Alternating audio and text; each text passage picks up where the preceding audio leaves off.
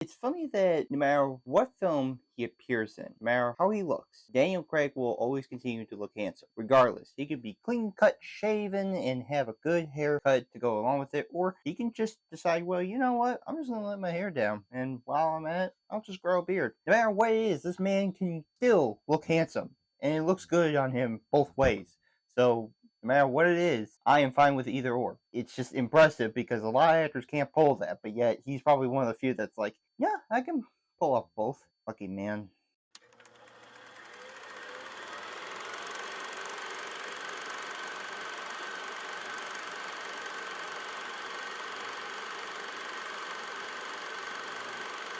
That's it! Now, who wants to go first?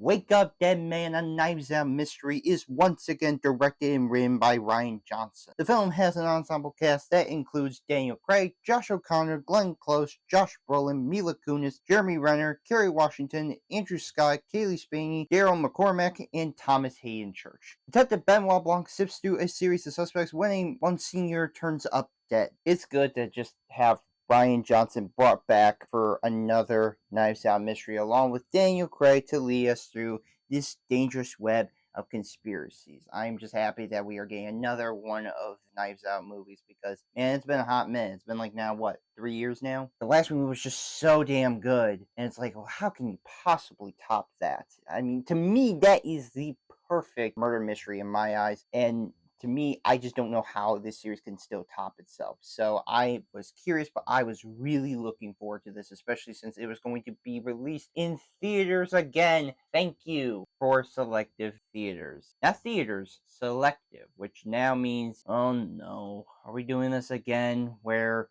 Netflix says it'll release it, but it's only in like the small local theaters, even though I appreciate wanting to get back to local theaters, and I do going to that theater that I had seen highest to lowest in. It was awesome. It was amazing. It's just terrible because even Rian Johnson's kind of pissed about it. But regardless, I'm just happy to be given a chance to see this movie on the big screen alongside the other movies that I had seen. With Johnson tackling this time around faith, because the first two movies, one having focused on legacy and inheritance upon a mystery author and then a tech billionaire and his influence. This one now tackling a monsignor of a church and his sort of influence that he has on his flock. I was really looking forward to see what this movie was and how Rian Johnson wanted to tackle that idea of faith and how it is showcased. And I was just curious to see what Johnson had with this movie. Having now seen it, it became another stellar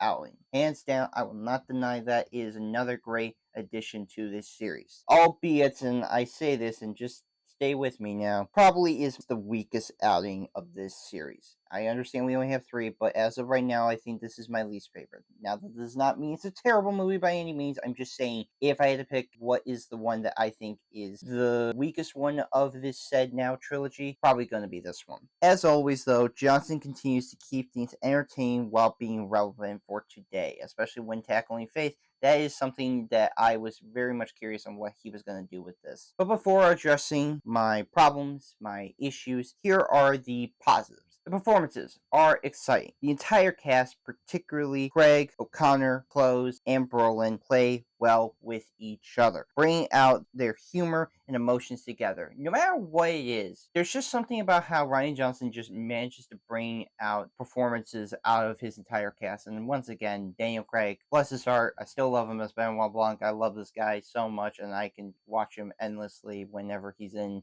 another one of these Knives Out movies. But the newcomers, Josh O'Connor, amazing. I've never seen this guy before. I haven't seen the movies that he has been in lately, but for me, this is easily one of my favorite performances of the year, simply because of the fact that this is a guy who is struggling to still maintain his priesthood because he was a former boxer, and how he has to come to grips with who he is and what he represents. And so there is that bit of inner struggle, but it is showing of a man who is trying to find redemption in the way in which he presents himself as a priest. Glenn Close is very haunting and funny as Martha, this woman who is part of this church and somebody who is very faithful. And I thought Glenn Close did an amazing job of playing a woman who is fairly disturbed, but also one that is not seeming who she is in the way in which she goes about it. And Josh Brolin, thank God that this is a performance I could say is worth his time, because yeah, The Running Man, surely, if you ask me, was one that I wish was worth his time, but unfortunately it wasn't. But here, yes, he is amazing in this movie as Monsignor Wick, who is the head of this church, and of course the center focus with regards to his character, what he represents, and his influence, how he pretty much influences others in the way in which he conveys his congregation, his speeches to everyone. And he is definitely giving a performance that is surely funny and one that is showcasing the hypocrisy in people who are sometimes religious like him. The direction is phenomenal. Once again, director Rian Johnson still understands how the mystery genre works and adds a more haunting environment when it comes to the setting, feeling different compared to the previous ones. I think this is probably the one that feels more like a murder horror, if you get what I'm catching, in the sense that it's not that it's completely different from a murder mystery, but it's that it's more horror environment, more of the tone and atmosphere. Because the previous two movies are definitely just straight up murder mysteries. This one is, but there is more of a haunting approach with regards to how Johnson wants to tackle religion and how faith can be amongst people and how we perceive it. And I think he does an amazing job of keeping that atmosphere looming throughout the entire movie. This sort of unknown feeling that you get, this dread. And he has always shined the most with regards to how he wants the mood and atmosphere to feel. And to me, he still understands this genre through and through, and he does amazing at it. The writing is solid. Again, Johnson crafts a script that's both thrilling while being funny, still delivering on everything you come to expect with what this series is. If you know Rian Johnson with this series and how he approaches it, you know that is going to be what you kind of expect. A lot of discussions with regards to the commentary of what this movie wants to address, but also adding in a bit of humor and laughs into it, and also just playing into what audiences kind of expect with regards to a murder mystery. And for that, Johnson just understands thoroughly what people tend to see with regards to what murder mysteries tend to be. And he just leans into that still. He never once questions himself or just decides to go back on it. He goes fully into it and understands that that is what he is hoping audiences to catch and to really just be entertained by with regards to how he goes about just showcasing this entire film. The story is intriguing. Following Benoit Blanc solve this case involving a priest and flock was interesting and fun to see, letting the commentary of religion take center stage. Like I mentioned, yes, faith is at crux of this, and that, of course, it plays into the idea of how religion, no matter who it is, there is always going to be somebody in that sort of center of it who views these ideas that then corrupts or influences people to pretty much be cruel to one another. And throughout the movie, the whole idea is that church is supposed to be a way of serving the people, not being attackers and people who are willing to go out and just hurt others for the sake of the church. That's not the point. The point of religion, but mainly Christianity and Catholicism, is supposed to be that you are there to support and heal people, not attack one another when they're down. And for Benoit Blanc to pretty much be the outlier of this entire movie in terms of where his faith is great, because then that plays into what he views of religion, but then also just the idea that like religion is what it is in the sense that is about being there for people and seeing the good in those, not by attacking them while they're down and trying to pretty much hurt others in the process. Cinematography is captivating. Again, cinematographer Stephen Yeldon captures a striking, eerie, and small feeling of the church within this small town, keeping the film focused. Stephen Yeldon is known for collaborating with Rian Johnson on a lot of his movies, and here it's no different. Cinematography here is just brilliant, is brimming with a lot of haunting and disturbing moments that really makes this much darker than the previous other movies, and the lighting and the atmosphere and the mood he is able to convey the dread and creepy vibes of what this movie wants to pretty much tackle in Faith and make it more darker than how the other movies were like. And Stephen Yeldon continues to shine every time when he's showing us and displaying a lot of the imagery that is in this movie, as well as a lot of the lighting effect on the characters. The music is disturbing. Again, composer Nathan Johnson creates a score that echoes a more haunting vibe than previous outings, allowing it to stand out compared to the other movies. Nathan Johnson, man, he's a really cool cousin. His cousin just understands what the movie he wants to provide audiences with and continues to showcase why he just plays into what his cousin presents to the audience. He just understands the mood and atmosphere that he wants to go in and pretty much showcase to people with how church and religion play into this notion of echoing or haunting others in the way in which how it comes off. And sometimes it could be uplifting and also disturbing. The production is effective. Seeing the sets, props, and costumes shows the dedication to keeping in line with the look of this series, feeling the merit of what a murder mystery is. I understand that murder mysteries sometimes have to showcase the lavish production of it all, but to me, Rian Johnson just decided, you know what, I want to make this low key. I already made a sequel that was more lavish and big, so I want to make this much more smaller. I kind of want to go back to how the first movie was like, where it takes place in a small town, upstate New York, in a parish, and how the costumes represent characters, and of course props that are there, the murder weapon, and the sets, and how they reflect scenery in which everyone is in.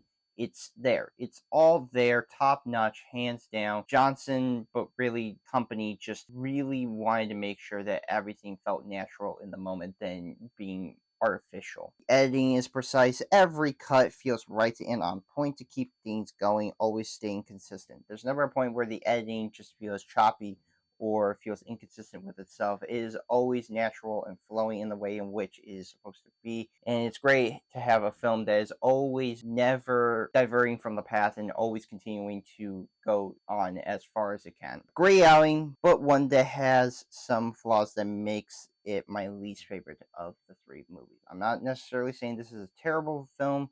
I'm just saying there are some things that do stand out to make this probably my least favorite. So here are now my negatives. The characters just don't shine the most. Aside from the main core, okay, the four that I mentioned, the other suspects just don't have moments to stand out much. Compared to the previous films, this is probably the weakest cast so far. It's not to say that the characters are terrible or that they're poorly acted. Everyone in the movie is amazing. It's just more so there's never a moment that stood out to me with these characters compared to previous movies where I can at least remember something that really stuck out with regards to side characters that, even though don't have a prominent role, they at least had a moment to shine. Here, most of it is going to me feel like the main four that I mentioned are going to be the ones that have the most staying power, because I feel like this cast just could have shined more, but I just feel like not a lot was given to them, and for that they just kind of feel like added people to this movie rather than actual characters that could have at least added something that was substantial, because I know it's written well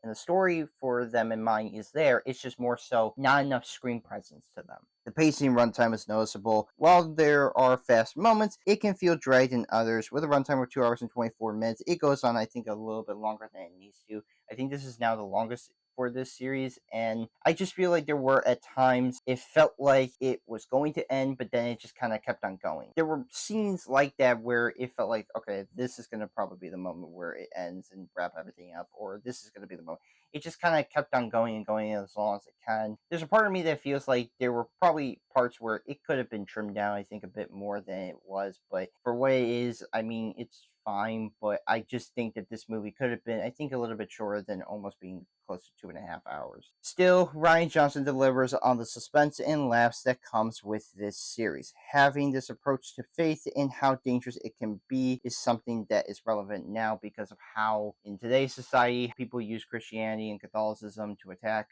other groups of people or just other religions. It just starts to showcase how much the hypocrisy a lot of the times people within this said religion or organization just kind of pretty much uses and abuses its powers to hurt others that they feel like they need to wrong more than really reflecting themselves. Aside from the side characters in the lanes, its cast, direction, etc. are just top notch. Even if this is my least favorite of the three movies, I still appreciate the fact that Rian Johnson was able to make a film that really addressed how faith is seen in today's light and how it influences people. And again, Daniel Craig just still leads this cast along with Josh O'Connor, making for a great duo. I really enjoyed this movie. It may not be my favorite, but it is one I still enjoyed. I'm gonna give Wake Up Dead Man: A Knives Out Mystery an 8 out of 10. It's a great outing. It's a solid one at best. Maybe some people may think that this is their favorite, but for me personally, after rewatching the first and second movie back in September and then watching this, I would still say that the previous two movies are probably better than this one, but I still really appreciate what Rian Johnson is doing here and still showcasing how the Whodunit series can still be as fun and as entertaining as it can for audiences. And now that he's done with Netflix, because this was a 2-picture deal, maybe we can actually have it be in the theaters. Please, other studios, can we make this happen? I don't care about box office at this point anymore. I just want this movie to be in theaters still. Can we make that happen? Please. So I will be soon doing a review for Zootopia. So yes, look forward to that review and other reviews coming soon.